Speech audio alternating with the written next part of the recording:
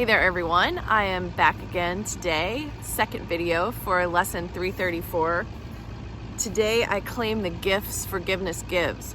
So I went ahead after I made the first video and did some meditation and did some journaling, and I'm gonna be completely vulnerable and transparent with you about what came up for me. So we are really getting into some seriously valuable technology, and if you can take the time to be by yourself with a notebook and your course and your year of forgiveness all together, synthesizing all this information, you're really gonna find out a lot about yourself if you're ready to go on this journey.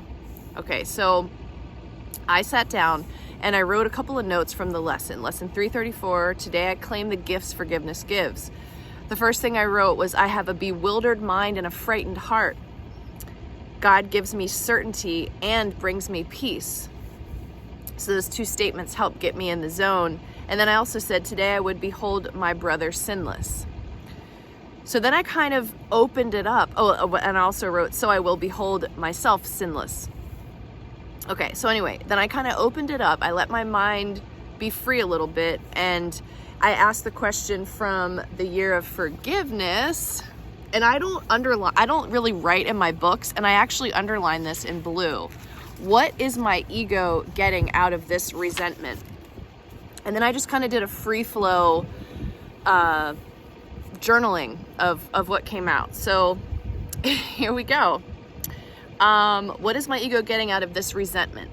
It's telling me I'm being used. I'm the least important person in anyone's life. I'm only attractive to look at. No one wants to take time with me intimately, only in conversation, but never in the physical. I'm not doing enough. I'm not healthy enough. I'm not fit enough. I don't have gifts and talents. This is it. No one is interested in working with me because it is unclear what it would do for them. I'm lazy. I procrastinate. I don't have the patience or passion to learn anything new. I'm on a downward spiral. Brian will eventually leave. I am just a placeholder. He deserves someone sexier with a pussy that is more responsive. He deserves a real woman with big boobs who has children, likes to cook for him, and listens respectfully. I am better being just friends with people. I don't have enough discipline to stick to anything besides not eating meat.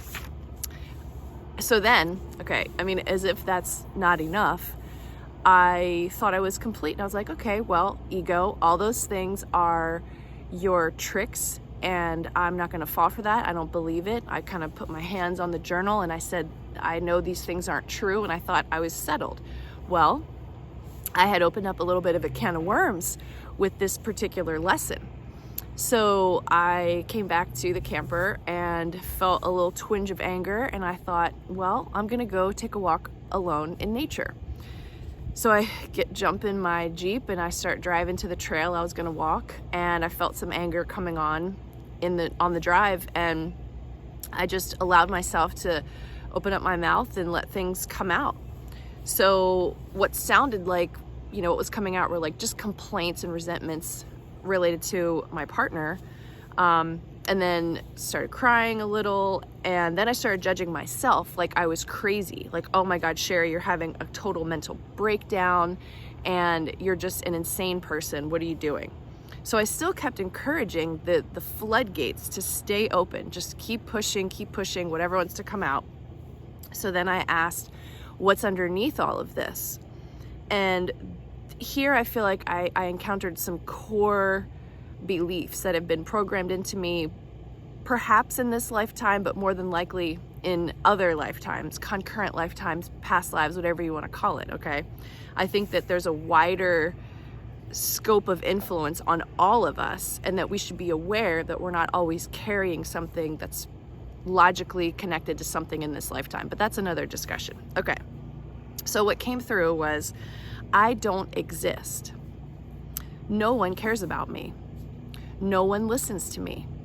My ideas don't matter. I'm better at being a friend than a partner in a relationship. I don't care for myself sexually in the way I expect partners to. So those were, and then it kind of got quiet for a minute, and then I just allowed myself to be still. I kind of sat down next to the trail and just breathed and let the energy settle, and told myself that this is all the ego's sabotage. And I think that the more aligned with your truth that you get on your journey, the potential for the ego to play very loudly all the themes to try to get you off track really starts to be played over and over and over again. And interestingly enough, my partner and I, when I came back from this walk in nature that I had, I told him about what came up for me, and he said he was kind of feeling some similar things as well, because he's going through a really big growth period himself, doing a lot of his own work. And so I'm just making this video to say that these lessons are not for the faint of heart, and that any kind of, therapy that you might be doing, or anything that asks you to look inside and really listen to all of the themes that are in there, these are going to come out, and it could be really startling. And I'm not suggesting that everybody stop what they're doing and immediately do this, but just know that you can get to the real root core issues that are inside of you by doing the lessons of A Course in Miracles. Now, what do I do from here?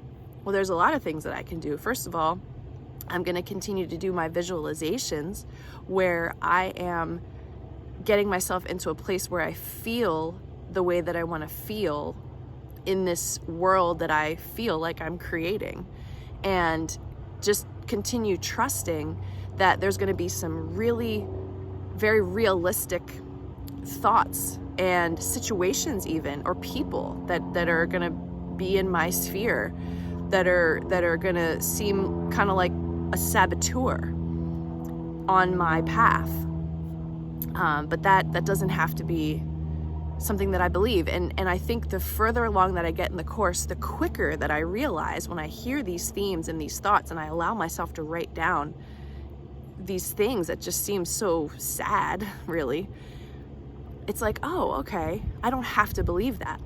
That is something that I've been carrying around and has been causing me to behave in a certain way and protect myself in a certain way for my whole life. And that's a choice too. So I'm getting to know myself in a much deeper way, in a much more real way than I ever have before. And that's thanks to the Course in Miracles lessons. And also thanks to having an amazing partner who I can talk to about this stuff. And we can both look at what's coming out of our mouths and say, oh, those are just ideas, those are just thoughts, they're passing right here in this now moment. Those things are not real at all.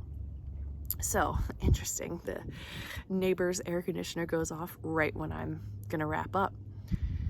So yeah, that's the lesson in action. And I'd appreciate, I don't require any offers for anything. I shared a lot here. There's a lot that I said that may indicate some things or may spark people's ideas of what kinds of things I may need or whatever. And you don't have to do that. I mean, bless you if you want to share something with me.